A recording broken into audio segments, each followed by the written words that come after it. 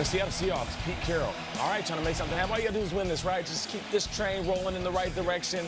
They were up by 7, and the game is tied. And here is Kyler Murray negotiating the pocket, pointing everywhere. He gets to scrambling, get rid of the ball. And who does he hit? That is Murray. Come on. Angry Rose? Yeah, maybe so. Okay. Linebacker. I like it, dude. Would we call that old man strength? Maybe so. How about that? Larry Fitzgerald, 21-yard touchdown. Kyler Murray would tweak his leg, though, and sit on the sideline. No, Hundley? In comes Hundley. You know Hundley from the Packers Spain. Sure. He hands the ball off to Kenyon Drake, who had himself a game, and he's doing his dance. He scored earlier in the game with the long run. It went inside the vault and got the money out. Dude, he's like Jeff Bezos now. Like, He's money. He's gonna get paid. The Cardinals, they upset the Seahawks at this point in the season, 27-13. How about that? Let's bring in our guy, Ian Rappaport. The Seahawks, of course, still have a chance to have good seeding, but they have to get a win in Week 17 and get some help. And here he is, the rap sheet, with the latest on Kyler Murray. A lot of injuries in this one. And what's going on with Seahawks running back Chris Carson and C.J. Prosise. They also left the game with injuries. We know Rashad Perriman's done for the year. Yeah, some significant injuries out of this game. A rough loss for the Seahawks, got even rougher. Let's start quickly with the Kyler Murray injury. This was a hamstring injury. It was immediately listed as questionable. Obviously did not return with nothing to play for. 1 game left in the season. Hard to imagine he's back out on the field, although nothing official has been said. And then, of course, you mentioned these Seahawks injuries. Chris Carson, their starting running back and one of the most productive running backs in the NFL, may in fact be out for the season with a hip injury. We know Pete Carroll announced it after the game. He's not going to play this week. He's going to get more tests after the game. This could be out for the playoffs. C.J. Prosise, one of their backup running backs, one of their faster players, skill position guys, he also is out for the season with a broken arm. So it seems that the Seahawks are probably going to have to sign at least one running back and maybe another skill position guy as well. Meanwhile, Dwayne Brown, their starting left tackle, he needs knee surgery. He also is out this week. He may, in fact, return for the playoffs. Seems to be relatively minor. Either way, put all those together, and there's nothing minor about it. Ian, I just asked at the table, is C.J. Anderson available? We know injuries to running backs this late in the season are never a great sign, but we saw him fill in seamlessly for one Todd Gurley on their trip to the Super Bowl. So if he's out there, maybe he'll be getting a bit of a phone call this morning. Ian, thanks. We'll talk to you in a bit. And before we get to our very next highlight, we've got highlights for you all day long here on GMFB. Let's take a look back to before the season. Kyle, you did it. You really, you went out on a limb. Take a look. My bold prediction will be down in New Orleans, where they definitely know about shots, where wide receiver Michael Thomas will break the single-season reception record of Marvin Harrison. Here we go. 144 and up. Guys, I did the math on this. Michael Thomas needs to get about 9 catches a week. It's a tall, tall order. Last year, we remember, he was flirting with this thing. Through September, everyone's bringing up images of Marvin Harrison early on because Michael Thomas was going 12, 11, 13, everywhere. Bully from me. Congrats to Michael Thomas, who did it in 15 games without Batman for a month. He lost his Hall of Fame quarterback and broke the all-time record with a backup for a month. Amazing. What would he do today? First, we're going to do this. A.J. Brown, I've said it, he looks like T.O. with the ball. T.O. enjoying our NFL Top 100 series. Have some thoughts about that. T.O., maybe take a lap. Maybe take a couple of plays off. Take a breath. Yeah, just easy. All right, Alvin Kamara has not scored a touchdown in a long time. The Saints, meanwhile, fighting for the #1 seed in the NFC. The Titans hanging around that AFC wild card. They got work to do next week. But look at Kamara.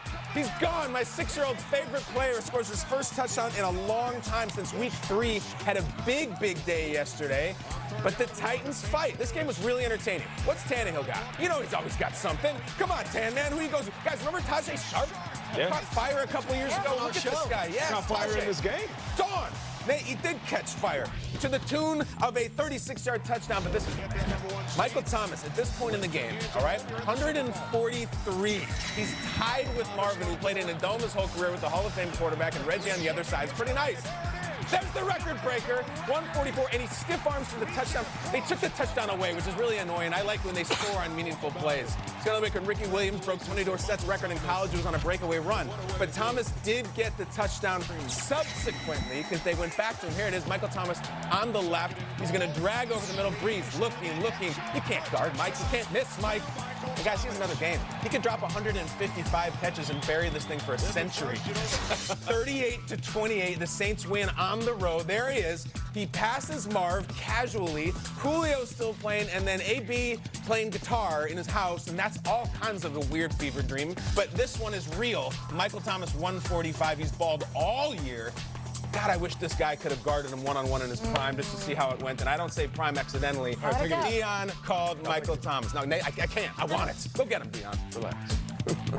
12 for 136, and you surpassed Marvin Harrison, man. How do you feel right now? Just blessed, you know, to be in this position, to be on a winning team with a chance to go to the playoffs and add more value and more opportunities to catch more passes and make big plays for my teammates. It's a blessing. That's it, Mike. Taking a look at the NFC playoff picture, the Saints move up to the 2 seed in the NFC for now. They will be big Vikings fans tonight because if the Vikings beat the Packers, the Saints can clinch a first-round bye with a Week 17 win over the Panthers. Tough game on the road. Titans playing for everything, playing for their season. What did the win tell you about their squad? That they are absolutely legit. Yeah, I mean, they're loaded, right? I had some criticism about their defense, but I thought, why would I get up here and rain on their parade? I'm going to sit here and give them their flowers while they can smell them. The Saints are fantastic. They have the run game. Kamara looked like Kamara of old. I want to say vintage Kamara. Did he end your questions? Because you had questions about Kamara. Yeah, no doubt. I just didn't know where he was at. You know, he was a little banged up early in the year, and he looked smooth. When we see Kamara galloping into the end zone, that reminds us of how dominant he really is. Michael Thomas, with all this record stuff, let me just say this. With Marvin Harrison doing it with Peyton Manning and Reggie Wayne next to him, absolute superstars, as much as I am a Marvin Harrison fan, and he knows this was much more impressive. Of course Not even by a little bit, by a long shot. He did it with Bridgewater for a stretch. He doesn't have a dominant number two. Of course, he doesn't have Edgerrin Brees. James. And on top of that, the type of routes that Mike Thomas runs are a lot different than Marvin Harrison, running a lot of short routes. And no disrespect, Marvin, you know I love you. Michael Thomas is fantastic. And let me mention Taysom Hill real quick, because Taysom is the ultimate X factor. When they get in the playoffs, this dude is going to decide games. He will fill up the stat box. In this game, he had 2 catches, 21 yards, 2 carries, 11 yards, on a big 30-and-1 as well. He completed a 20-yard pass to Michael Thomas, and he also racked up 2 special teams tackles. Special in January for this guy. So I feel like that's a good catch right there. The ultimate big-time catch. The ultimate X factor. So shout out to this team, man. I thought it was a big win because it's in December, it's outdoors, cold weather, and you're losing in this game. And if you get to the playoffs and you're not the 1 seed, that's what it's going to take, right? They're going to have to go into San Francisco. They have to go into Seattle, and they've already beaten the Seahawks with Teddy Bridgewater in Seattle. So to me, the Saints, this is more than anything like, wait a second, we can get on a bus, we can get on a plane, we've done it before, we can win a big game when it matters most. And they were slow last year going into the playoffs. Drew Brees had some off games, but now this weird time going into the playoffs, they're gaining momentum. Juggernaut. Pretty much so. We'll break down more of the playoff picture, more highlights after this. And we'll stay in the NFC. We'll go to the NFC East here. It was Dak versus Carson. Who wanted it more? For a couple of moments, I was like, does anybody want it? Some people say he wants it less, and I guess it was Dallas. And the Steelers make a quarterback change with their season on the line. So who starts in their huge Week 17 matchup against? Who do they have?